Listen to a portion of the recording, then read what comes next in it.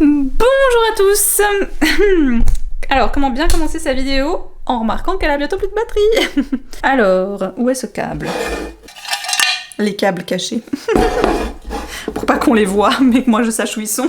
Je commence cette tranche de vie, nous sommes le mardi 24 septembre. Dimanche, nous avons accueilli Anaïs et sa petite famille à la maison pour notre traditionnel, maintenant je peux le dire, menu de semi-bénichon. Je vous l'avais déjà expliqué, si vous savez pas ce que c'est la bénichon, je vous mets un lien en barre d'infos qui vous expliquera tout ça. En gros, je te résume ça par fête des vendanges, les vaches qui descendent des Alpes pour retourner dans les champs avoisinants ou même à l'étable. C'est ma bonne, mais de notre façon, hein, voilà. Bah chez nous c'est un petit peu plus rouste. On appelle ça la bénichon. On a plusieurs mets un peu traditionnels chez nous que tu manges spécifiquement à cette période. Et maintenant, depuis 2-3 ans, avec Vincent, on s'amuse à faire des burgers, mais d'une certaine façon, ce sont des Kuchol burgers. La Kuchol, c'est un pain spécial qui est énormément fait chez nous toute l'année ici, qui est une sorte de brioche au safran un peu sucrée, qui est excellente. Je l'adore. Je pense honnêtement que c'est un de mes pains préférés. Si je devais en choisir un. Et on l'associe avec ce qu'on appelle la moutarde de bénichon, qui est un mélange de plusieurs ingrédients, dont de la moutarde, du vin cuit, je crois qu'il y a du vin blanc, de la farine, il y a des épices, notamment de la cannelle, des clous de girofle, etc. Et tout ça, ça fait un mélange justement un peu fort et épicé en même temps, ce qui est très agréable. Et on en a fait un burger. Je crois qu'aujourd'hui il y a pas mal de restaurants qui proposent d'ailleurs des Kuchol burgers. C'était vraiment le meilleur week-end pour le faire parce que ça tombait pile à ce moment-là. Et évidemment, en entrée, j'ai préparé un velouté de courge parce que fallait que ça reste... voilà, on allait rester dans l'ambiance, n'est-ce pas? Alors, je vous avoue que ouais, dimanche, en fin de journée, mes jambes, elles ont un peu souffert parce que samedi, j'ai été faire du babysitting, ce qui n'était pas vraiment prévu de base. Mais ma meilleure amie m'a écrit vendredi midi, un peu, voilà, genre, est-ce que c'est possible pour toi?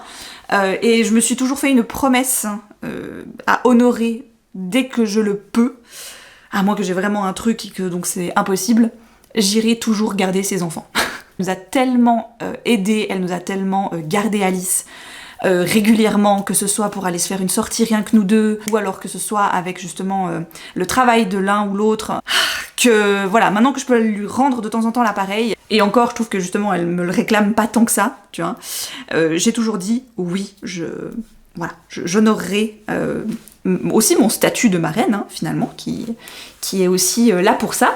Et en plus des invités dimanche. Anaïs et son mari sont arrivés avec le dessert par excellence qu'il fallait évidemment pour une journée comme ça, des meringues et de la crème double de gruyère, voilà, avec un coulis de fraises que son mari a fait maison.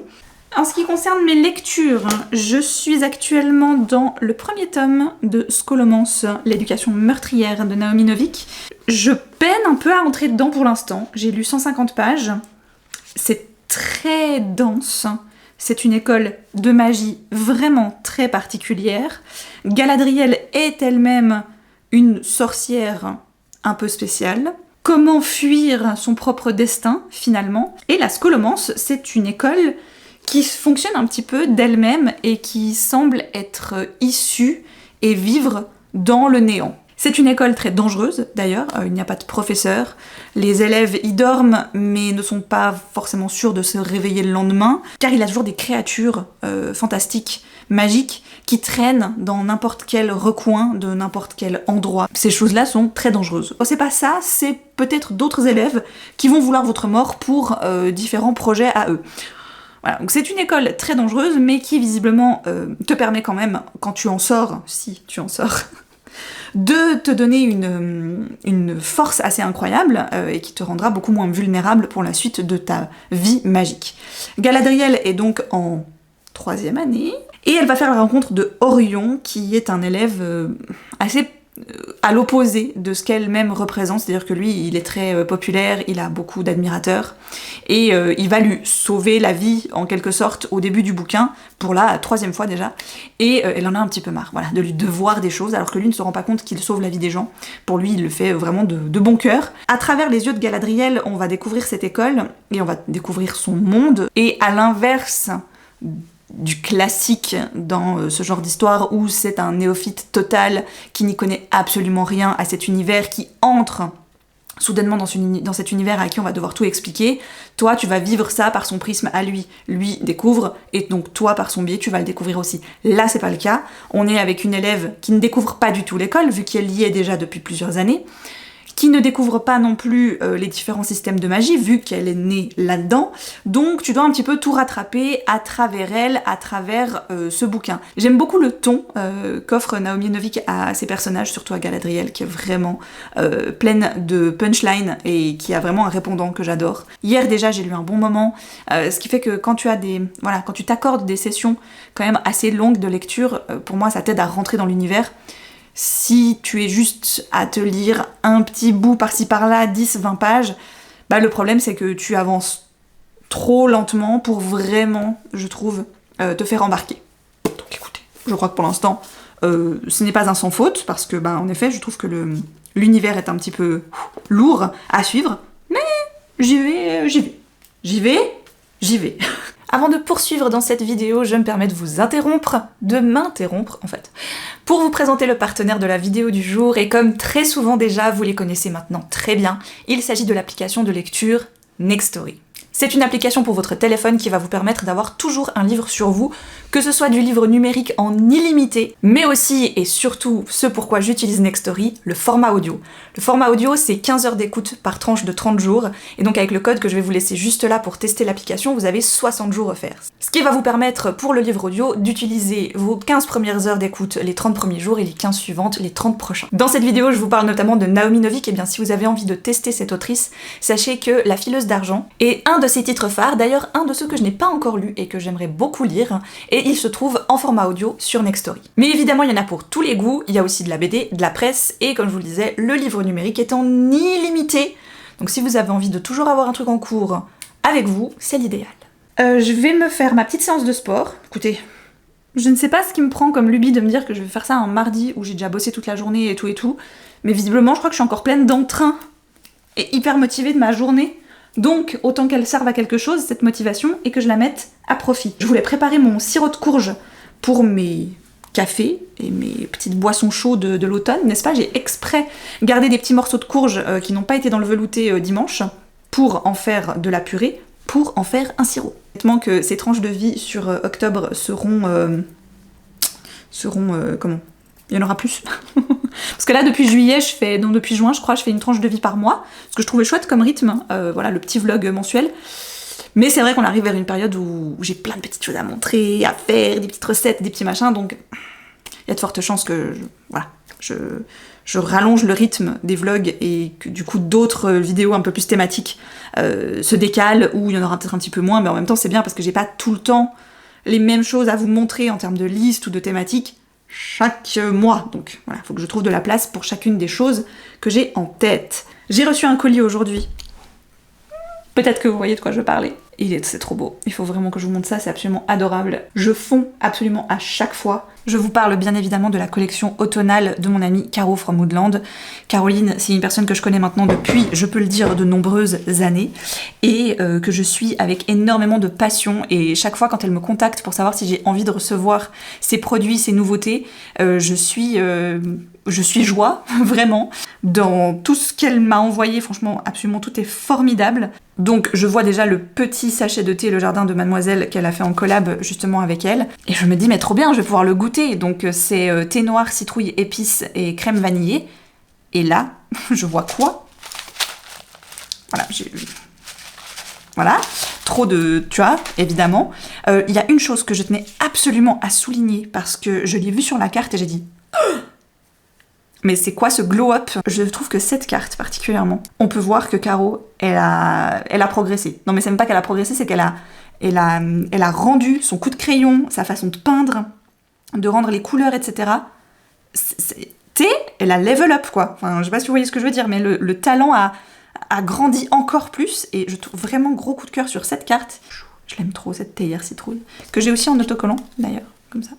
Je trouve une place de choix, le petit plateau. Et la tasse. Elle est trop belle. Vraiment, celle-ci, elle est trop belle. J'ai toutes les autres, donc de l'ancien format, celle qui était un peu plus... vous voyez comment?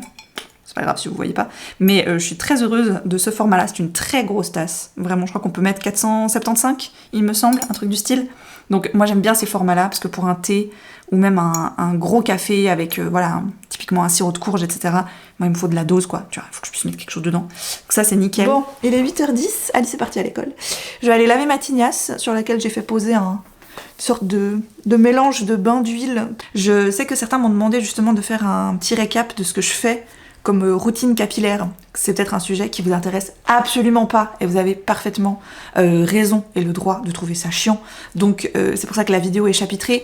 La plupart du temps, elles ne le sont pas toutes, je sais, mais certaines sont chapitrées justement pour pouvoir passer des passages comme ça qui ne vous intéressent peut-être pas spécialement, pour passer au suivant. On parle de cheveux, ce qui fait que on n'est pas tous et toutes pareilles, même avec des cheveux ondulés, bouclés, ce que vous voulez, on peut avoir de visu comme ça, avoir le même type de cheveux, on n'a peut-être pas le même type de cheveux. Donc ça, c'est un truc que je peux pas vous transmettre une routine infaillible et qui marche à tous les coups pour tout le monde, parce que ça n'existe pas. Voilà, c'est beaucoup de tests. Pour les produits, je crois que la dernière fois que j'avais parlé cheveux sur la chaîne, j'étais déjà avec ça, mais je suis toujours avec ça. J'utilise les produits capillaires de chez Les Secrets de Loli, qui est vraiment une marque qui, moi, me convient. J'ai le Sunshine Clean qui, lui, est pour le cuir chevelu qui est sensible. Et pour l'après-shampoing, j'ai le Cream Conditioner. Et une fois tous les 2 shampoings, je fais le Repair Time. C'est un masque réhydratant. Pour le rythme de lavage, je suis à tous les 5 jours, plus ou moins. Et il y a un truc que je peux peut-être vous montrer, c'est que je m'étais pris ça, que je trouvais nulle part, maintenant je les vois partout. C'est ces espèces de picots en silicone comme ça, sur lesquels tu peux venir un peu masser ton cuir chevelu. Alors, est-ce que ça fait une grosse différence? Moi je trouve que quand t'as le cheveu épais, c'est-à-dire quand t'as beaucoup de cheveux, c'est des fois difficile d'aller répartir ensuite l'eau pour aller enlever ton shampoing vraiment partout. J'ai vraiment la zone là, j'ai énormément de cheveux, et des fois le shampoing il reste quand même bien coincé dedans, et il faut bien insister sur ces zones. Et je trouve que d'aller, tu vois, vraiment aérer un peu le cheveu là autour, avec ça, ça aide. Voilà, et en plus ça masse ta tête, c'est plutôt agréable. Voilà. Sous la main, j'ai cette espèce de petit carré de tissu pour justement venir faire la pose de mon masque, et pour quand même un petit peu essorer mes cheveux, l'éternelle technique du t-shirt, voilà, qui ne me quitte pas depuis le temps que je l'utilise. Ça va très bien. Je sais que j'aurais pu investir dans une serviette spéciale micro, je sais pas quoi et tout, vraiment spécifiquement faite pour. Je trouve que le t-shirt fait parfaitement le job. Donc, je rappelle encore une fois, je ne suis pas professionnelle là-dedans, je suis pas coiffeuse, je suis pas experte en cheveux, je suis pas machin, mais j'ai beaucoup regardé, si vous cherchez des conseils et tout, si vous avez les cheveux un peu texturés, les cheveux bouclés, ondulés. Évidemment, la chaîne de la petite Gabi qui est une mine d'or, si vous avez besoin de tout ce qui est conseils, aussi en termes de marque un petit peu cool.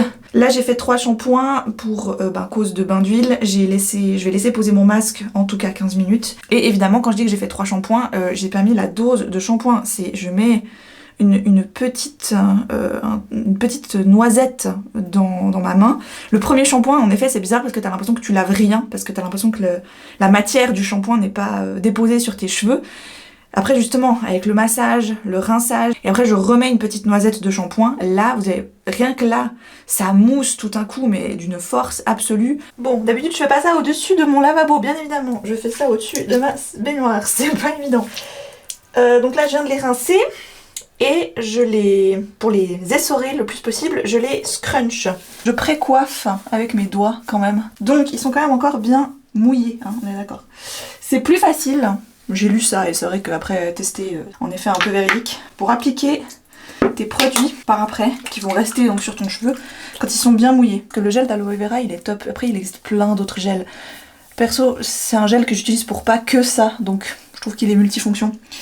Ce qui fait que j'achète celui-là. Après, vous pouvez acheter un gel que pour vos cheveux, hein, c'est égal. Mais c'est quand même un gel spécifique, c'est pas un gel coiffant. On confond pas, je crois bien. C'est pour ça que moi je suis partie sur le gel d'aloe vera, parce que je trouve que vraiment, c'est ce qui va éviter les petits frisottis, tout ça, tout ça. Encore une fois, c'est du détail, vous n'êtes pas obligés, faites des tests. Si ça vous convient pas et puis que vous préférez pas mettre de produit ou de gel juste après, vous en mettez pas. Par contre, moi j'ai remarqué que ça me fait quand même une jolie différence et j'en mets une blinde. À ce stade, j'ai remarqué que beaucoup conseillaient de les sécher comme ça. Moi j'aime pas. parce que chez moi je trouve que c'est moche. Parce qu'après du coup ça veut dire que là c'est tout plat. Donc ce que j'aime faire, parce que j'aime bien qu'en haut ils vivent leur propre vie, c'est que je remets la tête en bas. Tu vois, tu testes, tu fais comme bon te semble. Je trouve que pour moi, tête en bas, c'est ce qu'il y a de mieux. Hop, et là je recoiffe, tu vois, justement pour venir un peu remettre tout ça dans un sens où après finalement c'est le cheveu qui va décider vers quoi il va aller. Et je finis par le primer. Pas besoin de mettre une chier. Je scrunch.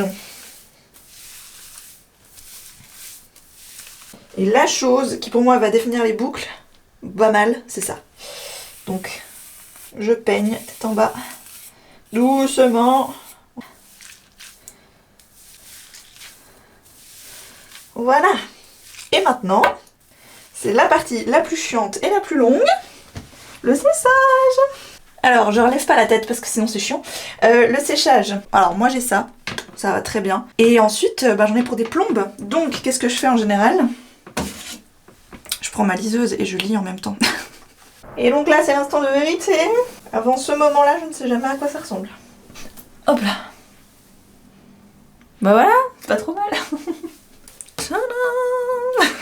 C'est que là, je vais mettre une petite goutte d'huile de jojoba que je vais bien faire chauffer dans mes mains, que je vais venir appliquer un peu comme ça, surtout sur les pointes, là, sur les bases. Et ce soir, pour dormir, j'utilise évidemment un chouchou en satin, soie, enfin tu vois, cette texture un petit peu toute douce. Et je viens me faire une sorte de d'ananas. Donc c'est très glamour hein, pour dormir, voilà. Donc je dors comme ça. Et demain matin, quand j'enlève, tu vois, mes cheveux, mes boucles, elles sont protégées pendant la nuit grâce à ça. J'étais sûre que ça allait flinguer tout, en fait, de dormir comme ça. J'y croyais pas trop. Et en fait, pas du tout. C'est vraiment, je pense, la meilleure technique que j'ai pour que mes cheveux ils restent en place le plus longtemps possible. Et même si j'ai une tête d'oreiller en soie, de faire le combo entre la coiffure protectrice et la tête d'oreiller. J'ai un bonnet aussi de nuit, mais je le mets plus maintenant que j'ai la tête d'oreiller, parce que c'est chiant quand même de dormir avec ça sur la tête. Je le prends en voyage, et ça aide quand même vachement, voilà, à garder toute cette tignasse moins sèche, moins abîmée, les boucles restent plus en place plus longtemps, enfin bref. Voilà, vous avez tout l'historique, et tutti quanti, et c'est comme ça que je fonctionne maintenant depuis plusieurs temps, et ça me plaît, et j'aime bien. Et après j'hésite à recouper un peu là devant parce que du coup ça vivote un peu comme ça veut, mais j'essaye de laisser repousser, on verra ce que ça donne. Je vous disais juste avant, pour moi c'était l'autre jour, que j'allais faire du pumpkin syrup, donc du pumpkin spice pour le café. Tadam ! J'ai réussi et franchement le goût il est là, j'ai l'impression de sentir une tarte à la courge. Tu vois la pumpkin pie avec les bonnes petites épices et tout. Alors, je vais vous inscrire la recette là. Elle sera en barre d'infos aussi si vous voulez. Mais évidemment que j'ai été la choper sur Pinterest. Donc je valide. Le goût il est là. Je l'ai pas fait trop sucré. Peut-être que j'ai mis un petit peu moins de sucre que ce qu'elle dit dans la recette. J'avoue, si vous avez l'occasion d'avoir ça chez vous, parce que vous voulez reproduire pas mal de recettes, mais que des fois, il y a des recettes qui viennent d'un petit peu de partout dans le monde, n'est-ce pas? Moi, il y a quelques années, je me suis acheté ça. Et ça, quand tu veux récupérer les recettes américaines ou autres, c'est quand même très très pratique. Pour la recette, ce que j'ai utilisé beaucoup, c'est le quart. Parce que donc il faut un quart de purée de courge. Il faut 3 quarts comme ça de sucre. Et ce que j'ai fait, c'est que j'en ai mis un tout petit peu moins. Genre vraiment la dose de pumpkin, j'en avais mis limite bombée. Et pour le sucre, je l'avais mis pas totalement, à peine, enfin un peu plus bas que le hara, tu vois. Donc voilà, après tu peux mettre aussi elle te donne tout l'équivalent en épices. Alors, moi j'ai triché un peu parce que j'avais trouvé ça l'année dernière et qui fait vraiment très bien le job. C'est un mélange qui est déjà fait. J'ai passé pour filtrer un peu, enlever quand même le reste, on va dire, de pâte qui restait, mais il restait pas grand chose, ça s'est vraiment bien mélangé, bien incorporé. Et ensuite, tadam, ça m'a fait ce petit sirop. Je suis en train de faire un truc. Je sais pas vers quoi ça va me mener, mais pour l'instant j'aime bien. Donc, je vous ai montré, j'ai reçu ce petit carnet là, de Caro from Woodland. Je me suis fait une réflexion l'autre jour. Je me disais, ouais, purée, j'ai pas beaucoup de place dans ma bibliothèque. Arrête d'acheter des livres, arrête de ramener des livres aussi de ton travail. Enfin, arrête tout simplement de ramener des livres, tu vois, ça va, je pense, potentiellement beaucoup résoudre ton problème. Mais je me disais aussi, il y a des livres de cuisine que j'ai depuis un temps... voilà. Je sais que je fais toujours les mêmes recettes venant de ces livres. Je n'en teste jamais aucune nouvelle. C'est bon, je sais que la recette de brownie de ce livre, c'est celle que moi j'aime, et je fais celle-là, tu vois. La recette de cookies de ce livre, c'est celle que moi j'aime et que je réussis, et donc je ne fais que celle-là. Mais là, je suis en train de recopier des recettes que j'ai dans ces livres de cuisine. Où est-ce que ça va nous mener tout ça? Je n'en sais rien. Mais pour l'instant, je me dis que ce petit carnet, bah ça va devenir un peu mon petit carnet de recettes basiques. C'est-à-dire que dedans, tu vois, je vais mettre la pâte à crêpes, les brownies, les cookies, ce genre de choses qui n'est pas saisonnier, que tu fais un petit peu tout le temps. Parce que dans ce cahier-là, il n'est pas fini du tout. Je vais mettre justement mes recettes saisonnières, celles que j'adore faire selon les saisons. Il y a donc évidemment la recette des cinnamon rolls, que cette fois, j'espère que j'aurai fini de recopier, j'ai ainsi pouvoir vous la scanner et vous la laisser à dispo sur mon Pinterest. Voilà, je vais pas scanner tout le truc, hein, on est bien d'accord, mais une partie je peux comprendre. Il y a aussi notamment la pumpkin pie, donc la tarte à la courge. Voilà, je pense qu'il y aura des petites recettes comme ça en été, j'ai mis des petites recettes de cocktails par exemple, tu vois, et tout, qui elles vont aller spécifiquement dans ce carnet de saison. Vous avez été quelques-uns et quelques-unes surtout à me poser des questions concernant ce carnet, quand est-ce que j'allais en parler plus en détail, quand est-ce que j'allais le présenter. Ne soyez pas trop dans l'attente, je pense que ce ne sera pas avant le milieu de l'année 2025. Vraiment pas avant, parce qu'il faut que je le complète, ça me prend un peu de temps, et des fois je rechigne un petit peu à le faire, alors que c'est un truc assez cool à faire. Bref, j'ai fini Heartstopper, tome 4, qui honnêtement m'a réconciliée avec la série, parce que je pense que la série télé, il y a eu un peu un peu l'effet inverse sur moi, c'est-à-dire que je suis pas une très grande fan de la série télé Netflix. J'ai trouvé ce tome 4 à la fois très dévastant, très fort, parce que je trouve qu'il va encore plus loin dans la problématique adolescente. C'est sûr que là, j'ai reconnu des choses, j'ai vu des choses que les personnages vivent, et notamment Charlie, qui m'ont profondément touchée, et où je me suis sentie, tu sais, genre, je ressens, je vois ce que tu veux dire, je vois par quoi tu passes, voilà. Je pense peut-être que je vais quand même prendre la suite finalement. Voilà. Par contre, là où je suis très très déçue, et oh là là, j'ai même, tu sais, tellement j'ai lu ce livre et ça m'a un peu traversée et que j'y ai plus vraiment repensé, j'ai failli oublier de vous en parler, mais honnêtement, je vais pas m'arrêter beaucoup dessus parce que c'était tellement décevant. J'ai pas d'autres mots. Je suis passée à côté. Ouais, je pense qu'il y a des gens qui ont aimé. Moi, je n'ai pas du tout apprécié ma lecture. J'ai voulu aller au bout parce que j'avais envie, comme le précédent de l'autrice, de voir à quel moment elle allait me retourner le cerveau. Et je crois que le retournement, il a été trop loin. Et du coup, je me suis sentie perdue. Je parle de Mirror Bay, de Catherine Howard. Vous savez à quel point je vous ai vendu La dernière maison avant les bois, que j'ai adoré. Et que j'adore toujours, que je recommande toujours énormément, mais alors là, tu sais, c'est vraiment les deux faces d'une même pièce, quoi. Tu as eu un excellent bouquin d'une autrice que tu as, waouh, vraiment gros coup de cœur, et quand tu jettes la pièce et que tu retombes de l'autre côté, rien à voir. Je pense qu'il y a un peu des similitudes entre les deux œuvres, c'est-à-dire qu'on est dans un récit à plusieurs narrations, à toi en tant que lecteur, d'essayer de trier un peu les informations et de ne pas te laisser avoir parce que l'autrice va essayer de te montrer absolument. Est-ce que tu arriveras un petit peu à passer à travers tout ça, à travers les illusions finalement qu'elle essaye un petit peu de mettre en place. Un groupe de 3 adolescents vont sympathiser et passer l'été ensemble, sauf que l'endroit où ils vivent et passent leurs vacances est un petit peu hanté, on va dire, par le... comment il l'appelle d'ailleurs ? Le stalker, on pourrait dire, de Mirror Bay, personnage qui prend en photo des enfants pendant leur sommeil et vole un objet dans la maison. Et tout à coup, l'histoire se réveille un petit peu. Il y a différentes choses qui vont se passer sur 2 étés assez marquants pour eux. T'as l'impression d'avoir atteint déjà le climax du bouquin, alors que t'as lu, je sais pas moi, 20%, tu sais. Et après, il reste encore plein de choses, il se passe d'autres choses. Tu es tant de temps après les faits, tu vas en suivre un à l'université, et tu vas comprendre qu'il va se faire avoir par quelqu'un d'autre, puis qui va vouloir absolument raconter son histoire. En fait, il y a plein d'histoires et d'enquêtes et de choses imbriquées les unes dans les autres, et ce qui a fait que j'ai eu un peu l'impression de m'être fait balader pour rien. Et quand je suis arrivée à la fin, bah j'ai pas spécialement compris la fin, honnêtement. Je pense qu'elle m'a baladée trop loin, tu vois, et quand vraiment elle a voulu me faire genre c'était ça, j'ai fait si tu le dis. Bon, C'est pas tout ça. Je vais aller faire mon sport. Parce que du moment que je suis motivée, il faut que je m'y mette. Parce que si je regarde le temps qu'il fait dehors, c'est-à-dire pas très beau, pluie, tout ça, et que je regarde mon canapé, c'est clair que j'ai plutôt envie de me poser et bouquiner. Mais... non. Ah oui, j'ai fini ça. J'ai fini la première face de ma housse de coussin. Voilà, qui sera donc un coussin que je mettrai sur mon fauteuil là. Et de l'autre côté, tada, je vais faire une face, donc ça c'est automne, et je vais faire une face hiver avec des flocons que j'ai commencé à faire là. J'ai fait des petits granny squares flocons comme ça. Pour l'instant 2 différents. Donc je vais en faire quelques-uns, peut-être certains seront que blancs ou que bleus, histoire de pas avoir que des flocons. Et ce sera l'autre face, comme ça le coussin il sera réversible, tu vois, automne-hiver. Puis je vais faire une face aussi pour printemps-été je pense, pour l'année prochaine, comme ça. J'aurai 2 housses de coussins mais qui vont me faire toute l'année, les 4 saisons. C'est un détail mais il faut rentabiliser le truc, tu vois. Je suis en train de faire une grave erreur dans mon organisation.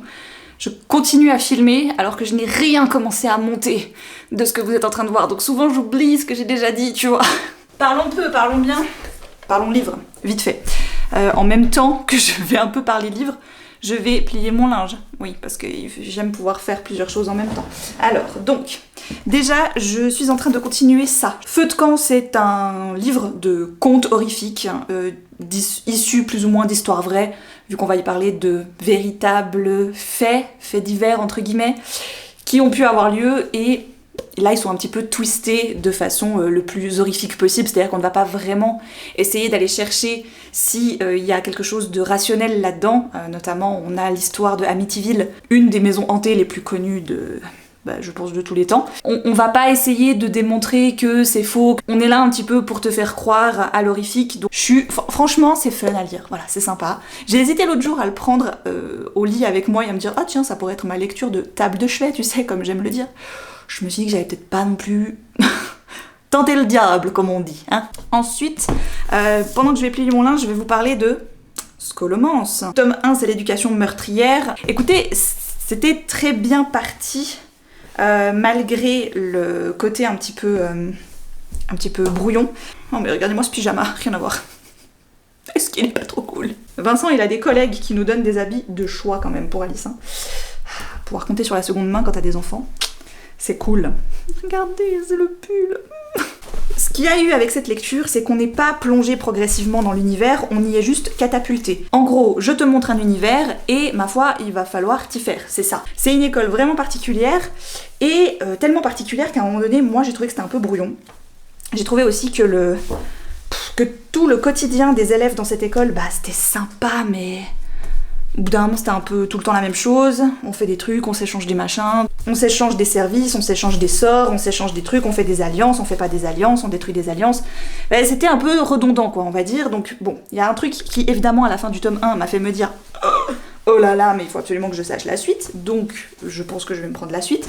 Mais disons que j'ai pas une frénésie de me dire ouh là là, franchement, la fin était tellement incroyable que je me réjouis trop de lire le tome 2. Je suis plus à me dire ouais. J'espère que le tome 2 arrivera plus à me convaincre. Mais il a eu ce tome 1, contrairement à des fois ce que je reproche à des tomes 1, quand même de quoi me titiller. Mais j'aurais voulu un peu plus, en fait, je pense. Sympa, mais pas non plus la lecture du mois. Et j'ai terminé le mois de septembre avec Magic Lessons d'Alice Hoffman, qui se déroule avant Practical Magic, et ça je pense que vous connaissez. Practical Magic, c'est les ensorceleuses en français, il y a eu un film, blablabla. On en parle beaucoup, surtout en ce moment. Pourquoi? Parce que il va y avoir un 2, parce qu'il y a eu une suite au livre Practical Magic, et donc ils vont faire ce livre en film. Sandra Bullock et Nicole Kidman ont re-signé, donc on a quand même un chouette casting normalement qui devrait arriver. Et celui-ci, Magic Lessons, ça a été écrit après, mais ça se passe bien avant, vu qu'on va rencontrer Maria Owens, qui est l'ancêtre des filles qu'on va suivre dans Practical Magic. Et pourquoi elle a lancé cette fameuse malédiction sur les filles Owens, c'est-à-dire qu'aucune d'entre elles ne va pouvoir aimer et être aimée en retour sans que l'être aimé soit en danger. Alors j'avais mis ce livre en pause il y a un an et demi de ça, peut-être même 2, je sais plus. Mais c'est pas grave, parce que du moment que je l'ai repris, je savais parfaitement où j'en étais restée. Je sais pas, c'était hyper clair dans ma tête, je sais pas pourquoi tout à coup je l'ai mis en pause, raison non valable. Je l'ai repris et j'étais très contente de le reprendre et de le terminer. Je trouve que c'est un chouette préquel. Ça explique pas mal de choses sur la suite un petit peu logique des aventures des femmes de la famille Owens. Et limite, j'aurais bien aimé qu'ils fassent une adaptation de ça, tu vois, je pense. On n'en voit pas assez dans le film, et je trouve que ça aurait été une chouette suite, début, avant, après, pendant. J'ai beaucoup aimé la plume de Alice Hoffman, ce qui me donne envie, justement, j'ai Practical Magic dans ma pioche de lecture de cet automne, et pourquoi pas prendre les autres aussi, les tomes compagnons, etc. Petit endroit un peu spécial, on se retrouve dans une chambre d'hôtel, et on nous a offert, il y a 2 ans de ça, maintenant bientôt, un escape game dans un hôtel, avec repas compris, tout ça. Et ça commence maintenant. Alice. Vas-y. Donc nous, c'est sur le thème du chocolat. Absolument. Ma chère Élise, voilà que j'apprenais il y a des années que le chocolat te déplaisait. Trop amer à ton goût. Oh non. Moi, je pense qu'il y a un truc avec la première étape. Tu crois pas ? Avec la première. Donc je me suis souvenu de notre balade dans les vignes, cette fois-là si dense que cela leur donnait des allures de prairie au loin. Non ? Non, je sais pas. Il a dit on doit trouver un truc dans la chambre pour aller plus loin. C'est là que les gars sont tellement nuls qu'ils vont pas réussir dès la première étape. On a trouvé le coffre. On a réussi à ouvrir le coffre. Franchement, très très bien. C'est parti pour la suite de l'aventure avec uniquement les trucs qu'il y a là-dedans. C'est ça. Donc apparemment il y a une mélodie à la piscine. On a gagné. On a trouvé le maître du chocolatier. Enfin le secret du maître du chocolatier. C'est cool. Et c'est une vraie histoire vraie. C'est une vraie histoire vraie, mais on vous dira pas parce que si tout à coup vous voulez venir, faut pas qu'on vous spoil. C'est ça. Mais c'est très cool. Franchement, on a adoré le concept que ça se passe tout dans l'hôtel, on a dû sortir, aller au bord de la piscine et tout, trouver des trucs. Et franchement, il y a certaines énigmes. Ah, elles étaient... On est balèze. On est balèze, quoi. On a bien trouvé, on a bien cherché. On est bien. On est très très bien. Et ensuite, restaurant. Maintenant, c'est restaurant. C'est trop bien, ça aussi. Voilà. Donc, oubliez pas, si vous aimez les gens autour de vous, offrez-leur des bons cadeaux pour des soirées à l'hôtel avec restaurant compris. Clairement. C'est trop bien. Vraiment, super soirée. Ouais. C'est pas fini. Trop bien. Et c'est cool. Franchement, nous on kiffe. Ouais, ça va être trop bien. J'ai hâte de savoir ce qu'on va pouvoir manger. Je pense qu'il est temps pour moi de terminer gentiment cette vidéo ici. Petit récap et avis maintenant que nous sommes rentrés de ce fameux escape game hôtel. Franchement, c'était tellement chouette. Donc pour les informations pratiques, il s'agissait de l'Everness Hotel qui se trouve à Chavannes-de-Bogie. Donc c'est pas trop loin de la frontière d'ailleurs si à tout hasard vous êtes de France. C'était vraiment une chouette expérience. C'était un moment un petit peu, tu sais, parenthèse qui fait du bien. Je vais terminer en vous disant que j'ai lu et j'ai fini La Malédiction d'Oxford, je crois, sur ma liseuse, qui était une lecture bof. Je l'avais repérée dans quelques recommandations et j'avais eu l'occasion de l'avoir gratos sur ma liseuse via la plateforme du boulot. Je m'étais dit comme ça je prends pas trop de risques, tant mieux d'un côté. C'est dommage parce que l'ambiance et l'univers étaient là, je trouve. Il y avait vraiment ce côté, voilà, vieille pierre, vieille école, dans laquelle il y a quand même pas mal de secrets. On y parle d'une société secrète. Une étudiante arrive en cours de cursus pour enquêter finalement sur sa mère qui est décédée il y a quelque temps maintenant, et qui, elle le découvre un peu par hasard, a fait partie de cette université alors qu'elle n'est pas du tout anglaise, qu'elle dit n'avoir jamais quitté les États-Unis, et visiblement elle s'est jamais vraiment remise de son séjour ici, parce que malheureusement elle s'est ôté la vie. Je sais même plus comment elle s'appelle l'héroïne. Ah oui, Cassie. Tu vois à quel point elle m'a marquée. Cassie va donc arriver pour enquêter, se faire des amis, aller à...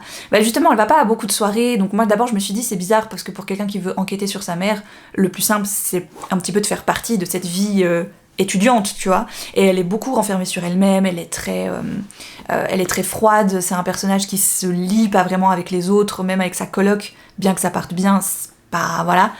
Donc j'ai trouvé un peu le rythme et la description du personnage principal étrange par rapport à ce qu'elle est censée faire. Après c'est parti dans un truc un peu fantastique que j'ai pas trop compris pourquoi, je voyais pas trop ce que ça venait faire là. Tu sais, on te plante pas du tout le décor comme ça de base, donc pourquoi tout à coup il y a du surnaturel qui arrive. Puis il y avait aussi tous les dialogues entre les personnages qui des fois paraissaient vraiment un peu faussés. J'ai vraiment beaucoup de peine avec ces gens qui visiblement ne se connaissent pas plus que ça mais vont s'appeler ma petite chérie à tout bout de champ. non. Juste non. Donc à la fin, j'avoue, là aussi je voulais surtout savoir la fin, vous allez vous dire mais pourquoi tu te fais du mal comme ça avec des livres qui te bottent pas plus? Mais il y a quand même une intrigue et mine de rien, quand c'est un truc comme ça avec une intrigue et que l'intrigue me dit j'ai quand même envie de savoir comment ça se termine, bah il y a une part de moi qui trouve que bah c'est pas terrible et qu'elle pourrait abandonner là, mais il y a une autre part de moi qui veut savoir le fin mot de l'histoire quand même. Ouais, voilà, c'était celle-ci qui a gagné en fait. Voilà, j'ai quand même été au bout. C'était assez vite lu, cela dit, hein, donc ça a été. On est à quelques jours des vacances. Vivement. J'appréhende un peu parce que c'est vrai que c'est toujours une période où il se passe beaucoup de choses. Il y a beaucoup d'effervescence au niveau du travail. Et c'est vrai que prendre 2 semaines de vacances à ce moment-là, bien que j'adore ça, que j'aime vraiment beaucoup prendre des vacances à ce moment-là, je me rends compte que niveau professionnel, c'est peut-être des fois pas super pratique. De les prendre à ce moment-là, les 2 semaines en bloc, voilà, parce que c'est vrai que c'est là où il y a énormément de choses qui se passent, tu dois surveiller énormément de trucs. Alors ma chef et puis mon collègue ils sont choux parce qu'ils me disent à chaque fois mais non mais tu peux nous transmettre tes trucs et puis c'est bon, tu vois, on jettera un œil, on regardera. Mais c'est vrai qu'on a des fois des petits couacs qui font que ben ça se passe pas vraiment comme prévu, et c'est difficile de toujours partir l'esprit léger en vacances quand tu sais que bah t'as pas tout réglé, voilà. Et ça m'a tellement un petit peu, je pense, voilà, trotté dans la tête, tellement de choses, bref, voilà, que j'ai un bouton de fièvre qui s'est déclaré en début de semaine. Vraiment, je pense que c'est le signe physique que j'ai trop de trucs en tête, que je stresse pour enfin voilà, pour rien de tragique, mais je vous embête pas plus avec ça, parce qu'en plus je rentre pas dans les détails parce que ça reste du pro, mais je vais terminer par vous parler de ma lecture en cours, que je savoure et que j'aime vraiment énormément. Il s'agit de Babel. Qu'il est beau. Oh là là. Voilà. Alors oui, en plus le bouquin est vraiment très très très très canon. Et ma lecture pour l'instant se passe divinement bien. Je suis vraiment très heureuse de m'être plongée là-dedans. C'est très beau comme univers, c'est une très belle plume aussi, je trouve. Je crois que c'est quelqu'un qui m'avait rassurée et qui m'avait précisé que le traducteur, c'était le traducteur de l'Assassin Royal, qui est une saga que je n'ai pas terminée, mais dont j'ai lu les 6 premiers tomes, que j'ai vraiment beaucoup aimé. Et c'est vrai que c'est une crainte que j'avais, que ce titre arrive chez De Saxus, parce que bah voilà, on n'est pas sans savoir que De Saxus, ils ont un petit peu eu des petits soucis de traduction, notamment au début, et que même encore aujourd'hui, des fois, il n'y a pas tous les textes qui sont traduits de la même façon, on va dire. Et pour un texte comme Babel, qui parle justement de la traduction, du monde des langues, ça me semblait un petit peu... Enfin, c'était touchy, tu vois, comme situation. Et pour l'instant, je suis très contente. Je passe vraiment un excellent moment dans cette version française. L'univers est vraiment riche, j'adore ça. On part d'un personnage qui a perdu toute sa famille dans son pays d'origine, la Chine, et qui va être pris en charge comme pupille par un grand professeur anglais, qui va lui apprendre donc l'anglais, le grec, le latin, et puis aussi un petit peu ben voilà, le savoir-vivre anglais. On se retrouve dans le Oxford des années 1830, et notre futur apprenti, futur traducteur de langue, Robin, va se trouver à Oxford, dans la fameuse tour de Babel, là où sont justement répertoriées et travaillent toutes les personnes qui travaillent autour des langues en Angleterre. Donc là j'approche gentiment des 200 pages, et justement très rapidement je trouve, pour quand même un bouquin qui en a passé presque 800, l'autrice nous embarque dans son intrigue autour de ses traductions très rapidement. Voilà, nous fait nous poser beaucoup de questions sur la traduction, et je trouve que c'est hyper intéressant. Il y a un côté un petit peu surnaturel, avec des barres d'argent qui sont utilisées pour faire des petites choses, là en l'occurrence, mais qui pourraient être utilisées pour des choses beaucoup plus grandes, beaucoup plus importantes. Donc voilà, je n'en dis pas plus pour l'instant, parce que j'en suis vraiment finalement au début, si on veut bien, et j'ai envie de me laisser surprendre et de me plonger avec plaisir dans cette lecture qui est vraiment passionnante. En format audio, mais que j'ai aussi en format papier, je suis en train d'écouter maintenant Anatomie, donc le premier tome de la duologie Love Story de Dana Schwartz. Là aussi je viens de commencer l'autre jour, mais je suis déjà vraiment plongée dans l'ambiance. Voilà, c'est l'histoire de Hazel qui veut devenir chirurgienne, mais qui, pour son époque, ne peut pas, déjà parce qu'elle n'a pas accès aux écoles et aux apprentissages qui lui permettraient de devenir chirurgienne. Donc elle va essayer un petit peu de se familiariser avec le domaine médical comme elle peut, tout en essayant de gruger un petit peu sa mère, qui bien sûr n'est pas d'accord. Et elle va tomber sur Jack, je crois qu'il s'appelle, qui lui va déterrer des corps dans les cimetières pour justement des gens qui cherchent à se faire la main sur des cadavres pour des expériences médicales, pour apprendre, pour disséquer, pour découvrir voilà, des choses sur l'anatomie. Et sauf que, évidemment, c'est totalement interdit. Et à un moment donné, les deux vont forcément se rencontrer et peut-être pouvoir tirer profit l'un de l'autre. Voilà, donc j'aime beaucoup la voix de la narratrice, ça s'écoute vraiment très bien et j'aime beaucoup ce que je lis et ce que j'écoute en ce moment. Voilà, j'espère que cette première tranche de vie d'octobre vous a plu. Je vous souhaite de magnifiques lectures et je vous dis à très vite pour de prochaines vidéos. Bye!